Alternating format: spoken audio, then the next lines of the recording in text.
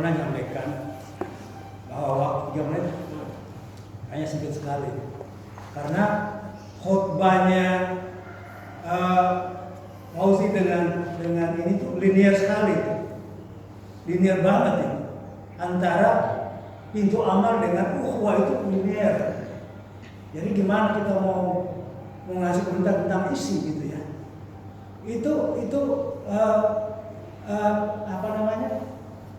Judulnya tadi khutbahnya si Fauzi itu tentang jadi gimana pun.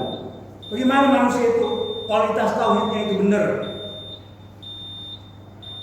Kalau kualitas tauhid benar, ukhuwah itu pasti linear juga. Kuncinya di situ. Jadi gimana pun sahabat bertanya bagaimana memperbaharui iman dari Rasulullah. Qauluhu wasta la ilaha illallah. La ilaha illallah.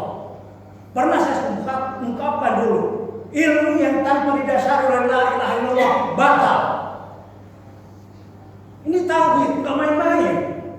Makanya orang terkadang mempermainkan la ilaha illallah itu hati-hati. Tanpa disertai dengan qulub, hati yang tulus. Ini puncak. Makanya antara hadis dengan ayat itu nyambung. Kenapa di dalam Al-Quran itu diungkapkan fa'lam? Apa ayat itu aja? Fa'lam annahu la ilaha illallah. Ketahuilah bahwasanya itu la ilaha illallah. Nah, bagaimana orang yang tidak tahu? Bagaimana orang yang tidak tahu? Ini isi sebenarnya. Nah, ukhuwah tadi siapa? Itu 5 rangkaian ukhuwah itu berkaitan dengan la ilaha illallah. Bagaimana kita menjalin ukhuwah kalau la ilaha illallah abal-abal, la ilaha illallah kaleng-kaleng, nggak tercipta ukhuwah. Kita hanya melihat ini saudara saya, ini golongan saya, ini teman saya, melihat dunia secara utuh itu nggak ada bagi kita. Sedangkan ukhuwah itu adalah persaudaraan sesama makhluk, persaudaraan sesama manusia, persaudaraan sesama bangsa, persaudaraan sesama keluarga dan diri kita sendiri. Kalau ini nggak ada, abal-abal kehidupan. Kali-kali, contohnya kita di masjid, masih teman, masih ini kelompok. Jadi la ilaha illallah itu belum teruji sesungguhnya. Cukup.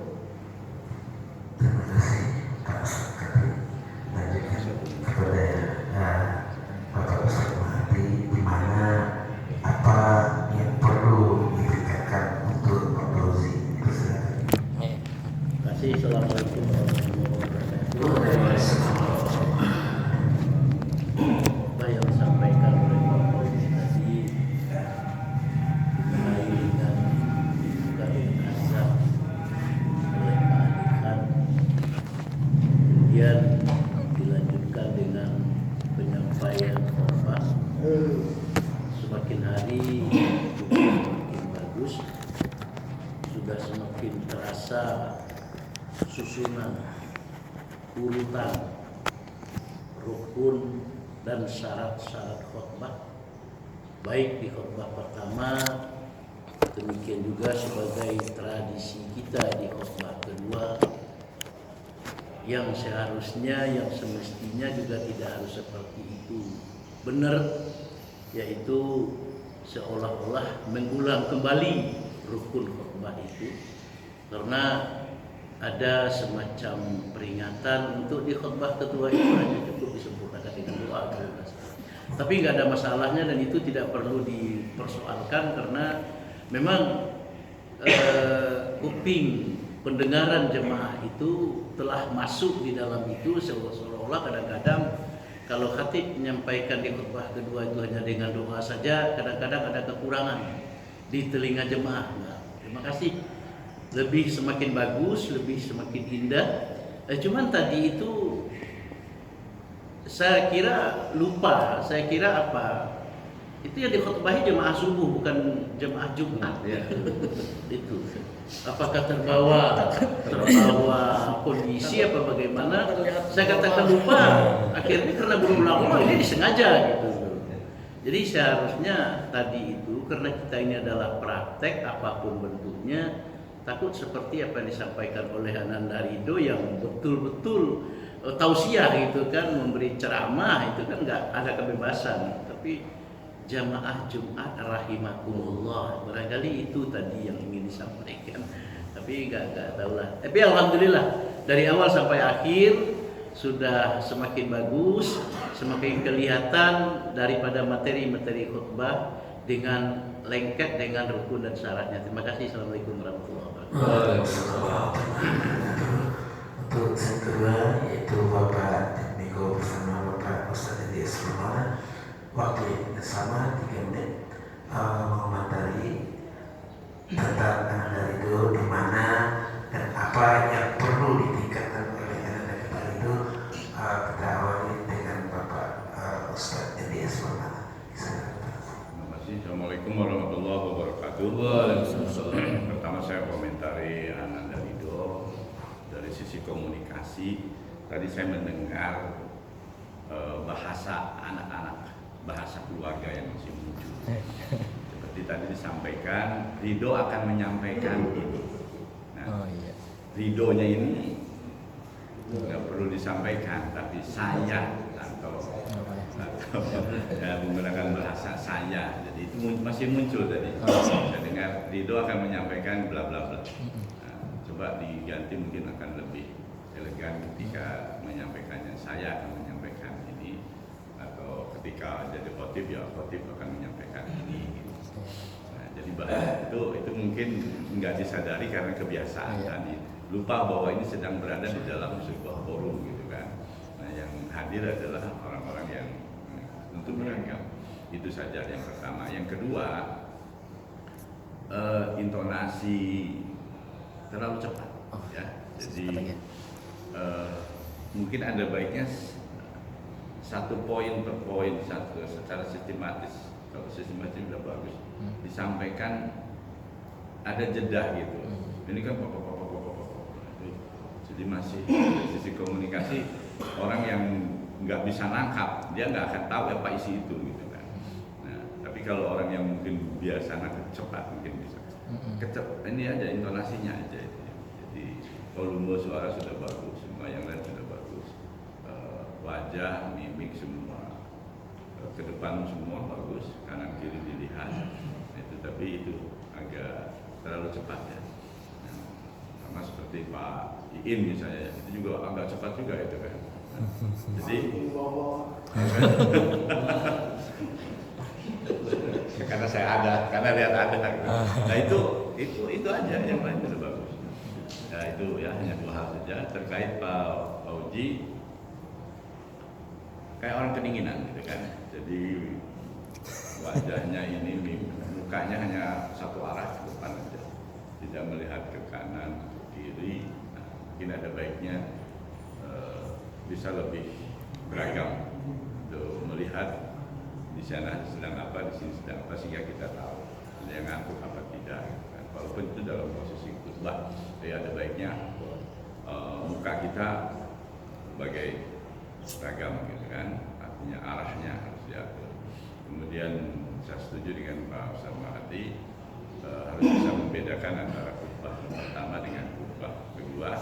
Mungkin khutbah kedua barangkali bisa disimpulkan saja kesimpulannya apa dari khutbah pertama, sehingga langsung ditutup dengan doa ya. Tadi saya lihat waktunya itu hampir sama ya, setengah menit lagi saya hitung tadi ya. Nah, terima kasih, itu ya. Yang lainnya saya pikir sudah bagus. Assalamualaikum warahmatullahi wabarakatuh. Waalaikumsalam. Lanjut Pak Prof. Pak Uji Tadi Pak Ridho, bukan Pak Fauzi. Mengomentari Ananda Ridho. Pak Uji kan? enggak, Pak Uji udah deh. Jadi Ananda Dari Ridho belakang aja Pak. tadi begitu kapal sekali menjelaskannya. Saya langsung menanyakan pada inti masalahnya. Tadi dijelaskan mengenal, memahami, menolong, dan menanggung. Saya di dalam WA sudah saya jelaskan apa itu simpati dan apa itu empati. Cuma satu yang belum. Yang terakhir itu altruisme. Kalau simpati sekedar kasihan, ya. Ikut bela sungkawa, ikut bela sungkawa gitu. Itu hanya simpati. Kalau empati menempatkan kita pada posisi korban. Nah, itu yang ajaran Islam. Jadi kita bisa merasakan bagaimana penderitaan korban. Itu empati.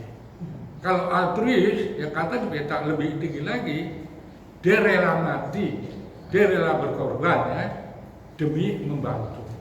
Itu yang tertinggi. Ada binatang yang sudah eksperimen seperti lumba-lumba ya, dia bisa punya rasa empati, ya, dia menolong.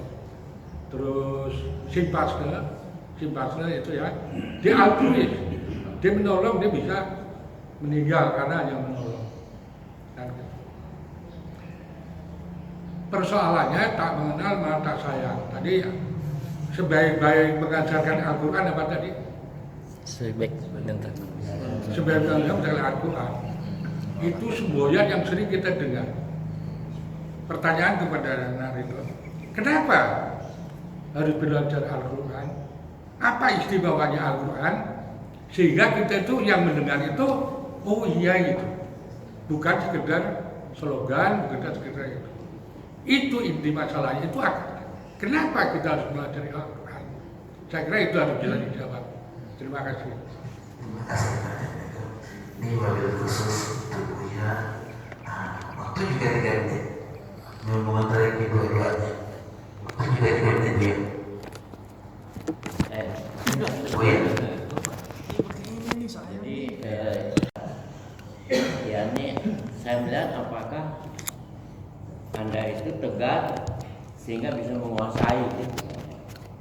Itu terlihat ya kan. Jadi kan kita kan menguasai kan. Baru jangan ditata bagaimana melakukan. Nah saya melihat sudah ada kemampuan untuk bisa melihat itu, ya kan ya. Cuma dalam membicarakan sesuatu yang dia hafal dengan lihat konsep, nah itu ya kalau dia hafal terus, oh bagus sekali. Tapi kalau dia tidak pakai konsep, dia hafal, tapi hafalannya terlupa, nah ini gawat dia. Ya. Jadi menurut hemat saya konsep masih perlu gitu kan ya, walaupun tidak itu. Cuma nanti waktu kita melihat konsep untuk disampaikan, nah ini harus ada waktunya juga. Jadi melihat konsep itu mencuri kita, mencuri pandangan untuk disampaikan kan gitu. Itu perlunya konsep. Tapi ya konsep itu tidak perlu ada kalau kita memang mampu macam Bung Karno ya, kita hebat semuanya kan ya. Jadi performan kita itu memang menguasai. Menguasai itu kita terlihat bicara kita lancar, kita bisa lihat segala arah, kemudian body moving kita jalan gitu kan ya. Ini nampaknya khutbah tadi body movingnya tidak jalan gitu kan, ya kan ya. Nah kalau ini body movingnya jalan, cuman belum lagi terarah gitu kan ya. Jadi saya kan performan dia bicara kan ya, isinya sudah disampaikan kan. Nah itu kan ya. Jadi konsep itu perlu supaya kalau lupa bisa ini ya kan. Tapi kalau memang kita udah biasa tidak pakai konsep tidak apa-apa. Nah cuman tolong lihatnya ke segala arah, kemudian body movingnya juga ini kan, tangannya jangan kan. Tadi ini kan mula-mula tangannya di sini. Oh bisa naik dia kan ya. Nah ini kan latihan kan gitu kan ya. Kalau tadi khutbah tadi tangannya nggak naik itu. Ya, naik. Ya jadi kalau nggak naik dia akan gini-gini aja nanti. Ya jadi ininya aja gini kan ya. Dimulai begitu kan ya. Ini performan di dalam dia menyampaikan. Ya begitu ya. Tapi saya sudah melihat dia antum sudah bisa gitu. Karena berani. Udah mau lihat begitu. Ya kan ya. Itu ya. Terima kasih. Terima kasih. Lanjutkan ke Habib Ahilman. Habib surat ini. Saya bukan Kita Amin. Terima kasih Pak Moderator. Assalamualaikum warahmatullahi wabarakatuh. Waalaikumsalam warahmatullahi wabarakatuh. Untuk Pak Fauzi sebenarnya semuanya udah oke lah. Pak Manandari itu juga oke. Cuman ada yang satu terlupakan. Di mukadimah tadi saya tidak mendengar sholawat kepada Rasulullah Sallallahu Alaihi Wasallam. Kedua-duanya atau mungkin mukadimah. Yang mana saya? Iya. Nah, sama juga Ananda Ridho. Saya nanti bisa dicek. Iya. Ada, oh ya, terima kasih. Mungkin saya lupa. Saya kan ke belakang tadi. Ananda Ridho lupa itu mukadimah untuk sholawat. Itu aja. Terima kasih. Assalamualaikum. Kita harus tanya, walaupun kita tinggal lanjut Pak Ustaz Azhar. Sebentar. Takut lupa. Ya, silakan. Takut lupa pertanyaan yang disampaikan oleh Pak Jad kepada Ananda itu. Iya, silakan. Silakan dijawab dulu sebentar. Oh. Paling hanya memakan waktu ya. Allahumma shalli ala sayyidina Muhammad wa ala ali Muhammad. Terima kasih Pak Moderator, Pak Id. Terima kasih dari Pak Fauzi dan Harido sudah menyampaikan dua-duanya luar biasa. Dan saya tadi terkesan dengan cerita perjuangan Ikrimah tadi ya. Karena dulu waktu baca hadisnya di kitab Bulughul Maram, saya tadi Mas Ridho Nurul yakin. ya tidak baca Nurul yakin. ya tidak baca hadisnya bahwa mendahulukan saudara mukmin itu lebih utama daripada mendahulukan diri sendiri gitu ya. Oh, iya. Kalau tidak salah hadisnya la yu'minu ahadukum hatta yuhibbu akhihi kama yuhibbu li nafsihi gitu ya. Tidaklah sempurna iman seseorang sebagaimana dia mencintai diri saudaranya melebihi mencintai dirinya sendiri gitu ya. Oh gitu. Nah, jadi tadi itu hanya mungkin terlupakan dibaca. Nah, itu benar sekali. Dan juga waktu baca hadis itu diceritakan oleh gurunya kisah Ikrimah juga gitu kan. Jadi kita teringat dari luar biasa Ridho ini, dan dari awal sampai akhir itu runut sekali gitu kan. Dan memang ya inilah yang saat yang kita tunggu-tunggu muncul generasi-generasi penerus yang luar biasa. Terima kasih. Assalamualaikum warahmatullahi wabarakatuh. Waalaikumsalam. Lanjutkan kepada orang tua kita, mungkin ada nasihat pada kita. Insya Allah. Lanjut pada Pak Aziz, silakan Pak Aziz.